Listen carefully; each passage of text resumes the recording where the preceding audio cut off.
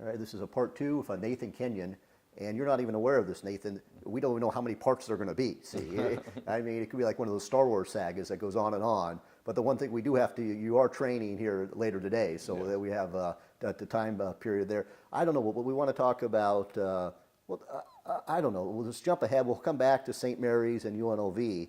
But I would tape the Arena League. You played in the Arena League. It looks kind of glamorous. They're shooting off fireworks there at the game.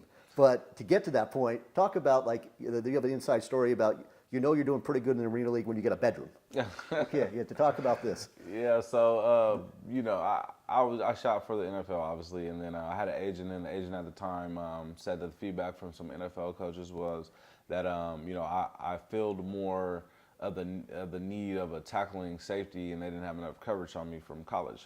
I didn't get a lot of passes thrown my way in college, so, by default, I didn't really have a lot of film doing that.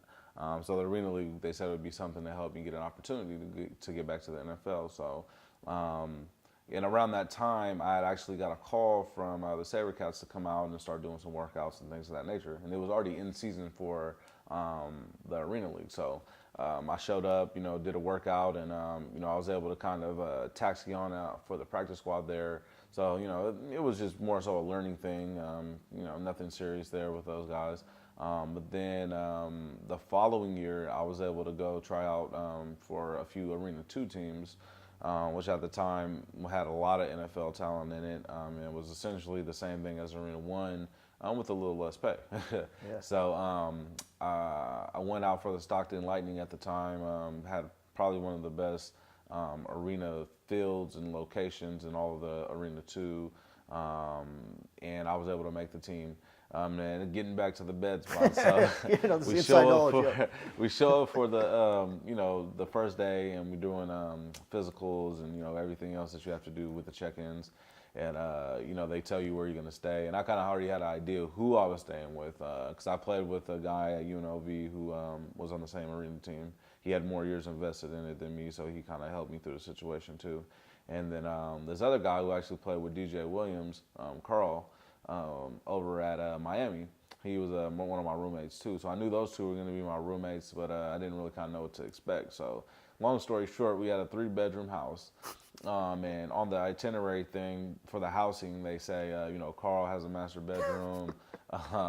And then me and my buddy, Rashard Dodd Masters, we both had a room. He went to De Anza. Yeah, he did. I taped him in high school. Yeah. Oh, my God. See, it's a small world. Okay. Yep, so we both had a room, and then there was 2 other guys that were going to be staying in the house too, and they were in the house, but they weren't put in a room.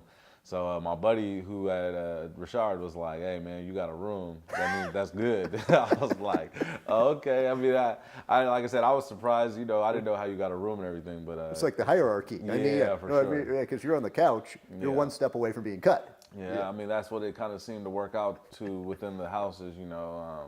Unbeknownst to maybe some of us rookies at the time, but yeah, there was for sure.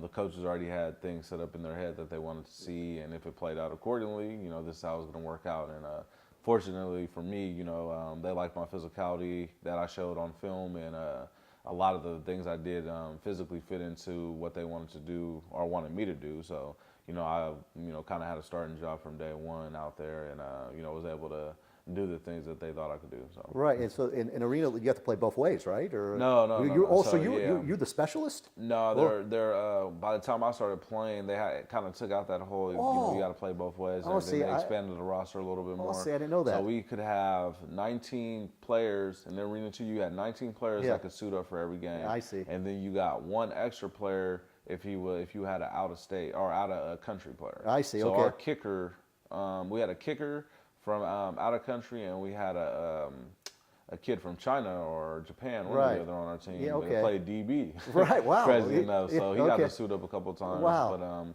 But so that's kind of how the Arena 2 worked, is expanded roster. So you had enough to usually have about 5 receivers, about 5 DBs. Right.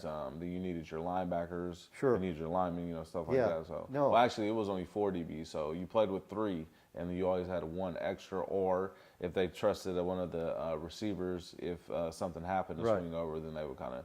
So they played with how they played with the numbers a lot in the arena, but yeah, that's how it Okay. went. So, yeah, I just played defense. Okay, yeah. I played special teams. Right, and then the people, the 50-yard field, the boards. Yeah, you could send, it's like hockey. You could send somebody into the stands. Oh, for sure. Okay, yeah. I think you would enjoy that. Yeah. I mean, the best part about arena football, honestly, was the pace of the game. I mean, it was a lot different than regular football. I mean, you look at regular football and you got, the clock stops. I mean, the best way to describe arena is like if you watch Oregon or Philadelphia's offense. I mean, when they talk about them getting plays off in 5 or 10 seconds. I mean, that's the best way to describe arena football. I mean, you're going to see a touchdown throw, and then within the next minute, literally, I'm talking about from if you start your stopwatch, within the next minute, you might see a return from a kickoff or a touchdown throw again. I mean, sometimes it was, 3 plays in a row where you see touchdown plays in arena.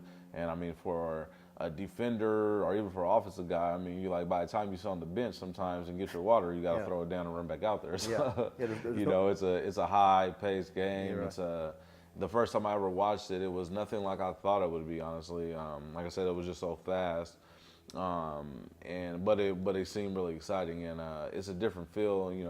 You really kind of get involved with the crowd in arena football, where like I said, in outdoor football you don't. But like I said, a lot of things that were different about arena led me to not love it as much as outdoor football. Yeah, no, I'm trying to think. You mentioned the crowd. What about on the road? Was that interesting? Yeah, there was some real crazy stuff. I'm not even going to talk about some of the stuff that happened on the road. We'll save that for next time. I'm trying to think. But is that similar to what you're doing now with the 7-on-7, or is there some comparisons? Yeah, I would say no, yes and no. So arena, is more of a pass-based game, and 7-on-7 is obviously pass-based. Right. So that's the similarity right there, but that's kind of where it all stops. I mean, past that, you have some teams in the 7-on-7 who design plays just for 7-on-7, and it's not really a developmental thing. So you will find some college coaches that are say, hey, man, I'm not going to really take this film into effect because it doesn't have anything to do with real football. And you get the same thing, I feel like, for NFL coaches with arena. They're like, we can't really take nothing from this film because it's not like our football, So that's the similarity base right there.